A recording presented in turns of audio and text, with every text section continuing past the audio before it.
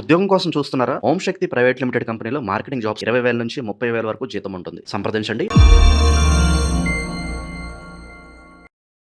ప్రస్తుతం మనతో పాటు ప్రముఖ ఆధ్యాత్మికవేత్త, జ్యోతిష్య వాస్తు పండితులు, లలితాదేవి ఉపాసకులు బ్రహ్మశ్రీ నానాజీ పట్నాయక్ గారు ఉన్నారు. గురుగారితో మాట్లాడదాం. నమస్కారం గురుగారు. శ్రీమాత్రయ నమః. సో వృశ్చిక రాశి వాళ్ళకి జూలై నెల 2026 ఎటువంటి అదృష్టాన్ని తీసుకురాబోతుంది? వీళ్ళు ఎటువంటి జాగ్రత్తలు తీసుకుంటే ఈ మాసం వీళ్ళకి కలిసి వస్తుంది అంటారు గురుగారు? తప్పకుండా అండి. ఈ వృశ్చికం వారికి గ్రహస్థితి కనుక చూసుకుంటే సహజంగానే వీళ్ళకి కాస్త పట్టుదల కూడా ఎక్కువగా ఉంటుంది. వృశ్చికం వాళ్ళకి కాంపిటీషన్ లక్షణాలు కూడా ఎక్కువగా ఉంటాయి. అది కాకుండా వీళ్ళ యొక్క రాస్యాధిపతి అయినటువంటి కుజుడు రాశిని వీక్షిస్తున్నాడు. దీనివల్ల ఎప్పుడు కూడా అలా ఉన్నప్పుడు ఏంటంటే కొంచెం స్ట్రాంగ్గా అవుతారు. అట్ ది సేమ్ టైం కేతువును కూడా వీక్షిస్తున్నాడు కాబట్టి ఆధ్యాత్మికమైనటువంటి విషయాల్లో కూడా కొంచెం వీళ్ళకి అవగాహన కూడా పెంచుకోవడం, ఆ రూట్లోకి వెళ్ళడం కూడా జరుగుతూ ఉంటుంది. చతుర్థంలో రాహు, పంచమంలో శని, అదేవిధంగా అష్టమంలో రవి. ఆ యొక్క రవి 17వ తేదీ నుంచి గురువుని చేస్తున్నాడు. ఇప్పుడు గురువుతో భాగ్యస్థానంలో శుక్ర బుధుడు ఉంటూ, బుధుడు వక్రించుకుంటూ 5వ తేదీకి మళ్ళీ అష్టమంలోకి వెళ్ళిపోతాడు. శుక్రుడేమో కేతుతో వచ్చి కలుస్తాడు. దశమంలో ఉండే శుక్రకేతులు కలుస్తారు. ఇక చంద్రుడైతే మీకు తెలియని 12 రాసులు తిరుగుతాడు. అయితే ఈ యొక్క గ్రహస్థితిని అనుసరించి మీకు ఎలా ఉండబోతుంది, వీరికి ఎటువంటి విషయాల పట్ల వీళ్ళు జాగ్రత్త వహించాలి అనేటువంటి అంశాలు చెప్తుంది. నేనైనప్పటికీ చెప్పిస్తుంది సాక్షాత్ లలితా అమ్మవారిగా భావిస్తూ ఆ లలితాంబిక అమ్మవారి యొక్క అనుగ్రహం మీకు పరిపూర్ణంగా కలగాలని మనస్ఫూర్తిగా కోరుకుంటూ, ఇక్కడ ఎప్పుడైతే ఈ లగ్నాధిపతి సప్తమంలో ఉన్నాడో సర్వసాధారణంగా వీళ్ళకి కొంచెం పట్టుదల కానీ, మొండితనం కానీ, కాంపిటీషన్లో ఉండడం కానీ, కొంచెం అలుపు ఎరగకుండా శ్రమ పడ్డం కానీ వీళ్ళ యొక్క గొప్ప లక్షణాలు చెప్పాలంటే.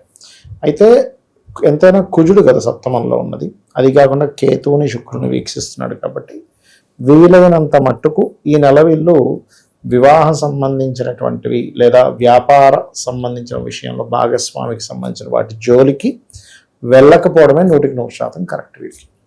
అదేవిధంగా ధనస్థానం మీద శని దృష్టి ఉంది. శని దృష్టి ఉండడం వల్ల ఇక్కడ 2 విషయాలు, వీళ్ళకి రావాల్సిన ధనం కొద్దిగా స్లో అవ్వడము, సంతానం కొంచెం ధన సంబంధించిన విషయంలో ఇంప్రూవ్ అవ్వడం 2 ఇస్తుంది. ఎందుకంటే శని ఎంతైనా లేట్కి కదా కొంచెం ఆలస్యం అవుతూ ఉంటుంది. కానీ ధన సంబంధించిన విషయంలో, ఎందుకంటే ఇక్కడ లగ్నం మీద గురువు దృష్టి ఉంది. అంటే గురుబలం ఉన్న జాతకము. ఎప్పుడైనా గురువు కనుక గోచారంలో బలం పెరిగినప్పుడు ఏం జరుగుతుంది అంటే వీళ్ళకి అప్పటి వరకు ఏమీ కలిసి రానటువంటిది ఇక్కడ నుంచి కొంచెం మూమెంట్స్ అనేవి జరుగుతుంటాయి వృశ్చిక లగ్నం వారికి. అయితే కుజుడు దృష్టి కూడా ఉంది కాబట్టి కొంచెం మొండితనం ఇవి కూడా పెరుగుతూ ఉంటాయి చెప్పాలంటే. మొండితనము, కొంచెం కొన్ని దీక్షలు తీసుకోవడము, ఎందుకంటే కుజుడు దృష్టి దశమం మీద ఉంది కదా, లగ్నం మీద ఉంది, దశమం మీద ఉంది కాబట్టి ఇలా కర్మలన్నీ ఎలా ఉంటాయంటే కొంచెం ఇప్పుడు మామూలు పూజలు చేయడం కంటే కూడా ఉపవాసం చేస్తాను, లేకపోతే హోమాలు చేస్తాము, యజ్ఞాలు చేస్తాము, అంటే కొంచెం స్ట్రాంగ్గా చేసేటువంటివి చేస్తుంటారు. ఎక్కువగా దీక్షలు తీసుకోవడము, కొంచెం వీళ్ళు నేల మీద నిద్రపోవడం, కొంచెం కఠినంగా చేసేటువంటివన్నీ కూడా వీళ్ళు చేయడం జరుగుతూ ఉంటుంది. అయితే ఇక్కడ కొంచెం ఆల్రెడీ వివాహం కానటువంటి వారికేమో వివాహం విషయంలో వెతుక్కునే విషయంలో స్ట్రెస్ ఉంటుంది. పార్ట్నర్స్తో కూడా కొంత స్ట్రెస్ ఉంటుంది. వివాహం అయిపోయిన వారికి కూడా కొంతవరకు జీవిత భాగస్వామితో కొంత ఘర్షణ యోగము, ఇలాంటివన్నీ కూడా సప్తమంలో కుజుడు ఉన్నందుకు ఇటువంటి ఫలితాలు జరుగుతాయి. అయితే విదేశాలకు వెళ్ళి అక్కడ ఏదైనా చదువుకుందాము అని ప్రయత్నం చేసేటువంటి వారికి విద్యాయోగం విదేశాల్లో ఉంది. అదేవిధంగా అక్కడ నివసిస్తూ కొంతమంది అక్కడే గ్రీన్ కార్డు హోల్డర్స్ అవడానికో లేకపోతే ఇలా ప్రయత్నం చేస్తూ ఉంటారు. అటువంటి వాళ్ళకి 4వ స్థానంలో ఉండేటువంటి రాహు అటువంటి ఫలితాలను ఇస్తున్నాడు చెప్పాలంటే. అదొకటి. అదేవిధంగా మరొక విషయం ఏంటంటే ఈ ఫైర్ డిపార్ట్మెంటు లేకపోతే మన ఇవి ఉంటాయి చూసారా, ఇది డిఫెన్స్ రిలేటెడ్ పోలీస్ డిపార్ట్మెంట్, ఇలాంటి జాబ్స్ కోసం ప్రయత్నం చేసేటువంటి వారికి చాలా అనుకూలంగా ఉంది చెప్పాలంటే. తండ్రి గారి విషయంలో మొదటి 17 రోజులు, ఎందుకంటే 17వ తేదీ నుంచి భాగ్యంలోకి వస్తున్నాడు కాబట్టి తండ్రి గారి ఆరోగ్య విషయంలో మరియు తండ్రి గారి ఆస్తి విషయంలో కొంత ఘర్షణ ఇది చూపిస్తుంది చెప్పాలంటే. వాళ్ళ తండ్రి గారి ఆస్తి విషయంలో, అంటే తాతగారి ఆస్తి విషయంలో ఒక ముక్కలో చెప్పాలంటే, ఇంకా కరెక్ట్గా చెప్పాలంటే అదొకటి. ఈ సమయంలో ఎప్పుడైతే శుక్రకేతువులు ఉన్నారో స్త్రీ మూలంగా లేకపోతే కొన్ని మిస్కమ్యూనికేషన్స్ మూలంగా ఉద్యోగం మారవలసి వస్తుంది, లేదా వివాహం చేసుకొని వేరే దగ్గరికి షిఫ్ట్ అవ్వాల్సి వస్తుందండి. ఈ జాబ్ సరిపోదు, ఇప్పుడు వివాహం అయింది కదా, ఈ చిన్న జాబ్ ఎక్కడ సరిపోతుంది, ఇంకోటి వచ్చిందని మారిపోవడం కానీ, లేకపోతే ఉన్నదే మానేసి ఇంకోటి దగ్గరికి వెళ్దాం అనుకోని కానీ, ఉద్యోగంలో దశమంలో కేతు ఉండడం ఒక ఎత్తు, శుక్రుడితో కలిసి ఉండడం ఒక ఎత్తు.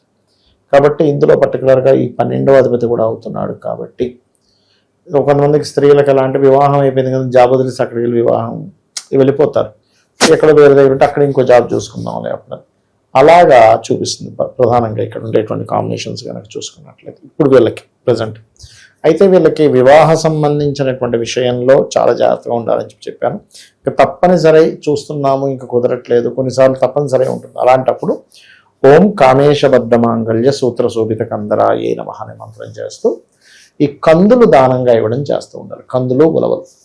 ఇక్కడ దశమంలో కేతు శుక్రుడు కూడా ఉన్నారని చెప్పుకున్నాం కదా.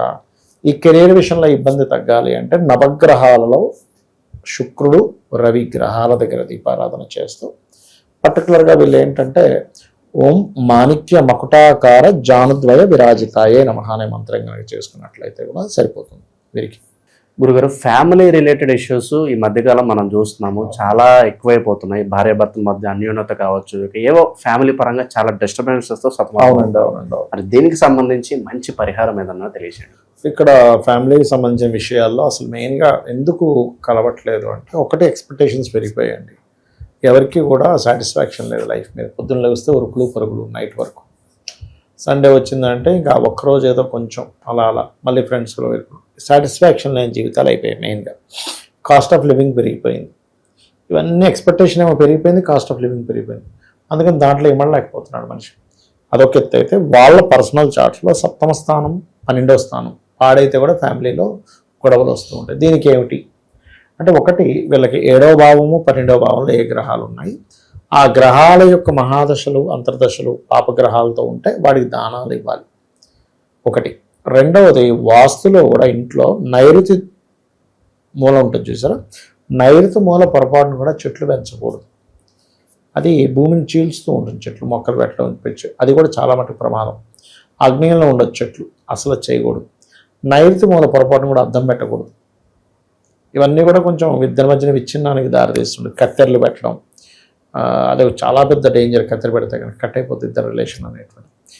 అలా ఈ జాగ్రత్తలు తీసుకుంటూ నైరుతి మూల క్రీమ్ కలర్ ఉండేలా చూసుకుని మాస్టర్ బెడ్రూమ్లో వీలైనంత మటు చీకటిగా ఉండేలా చూసుకొని లలితా సహస్రనామాలలో ఓం శివకామేశ్వరాంకస్త శివా స్వాధీన వల్లభాయే నమః అనే మంత్రం చేసుకోవాలి. ఖచ్చితంగా వీరికి బాగుంటుంది. అయితే ఈ నామాన్ని రోజుకి 48 నిమిషాలు చేయాలి. చేస్తే కనుక ఖచ్చితంగా బాగుంటుంది. అదేవిధంగా మరొక విషయం ఏంటంటే ఇక్కడ కొన్ని సందర్భాల్లో ఇద్దరికి వివాహం చేసేటప్పుడు కూడా ఈ 12వ భావం ఎలా ఉందో చూడాలి. ఇద్దరికి 12వ భావం పాడై 2 వివాహాలకు సంబంధించిన యోగాలు ఉంటే ఇద్దరికి చేయడం వల్ల తొందరగా విడిపోతారు. అలా కాకుండా ఒకరికి బాగుంది ఒకరికి బాగాలేదు, అప్పుడు ఏమవుతుందంటే ఏదో చిన్న గొడవలు వస్తుంటే పోతుంది. ఇలాంటప్పుడు ఒక్కొక్కసారి సందర్భంలో అమ్మాయి ఏదైనా పుట్టింటికి వెళ్ళింది, లేకపోతే ఈ అబ్బాయికి ఏదైనా ఉద్యోగరీత్యా వేరే ప్రాంతానికి వెళ్ళి, అప్పుడు ఆ దోషం నల్లిఫై అయిపోతుంది.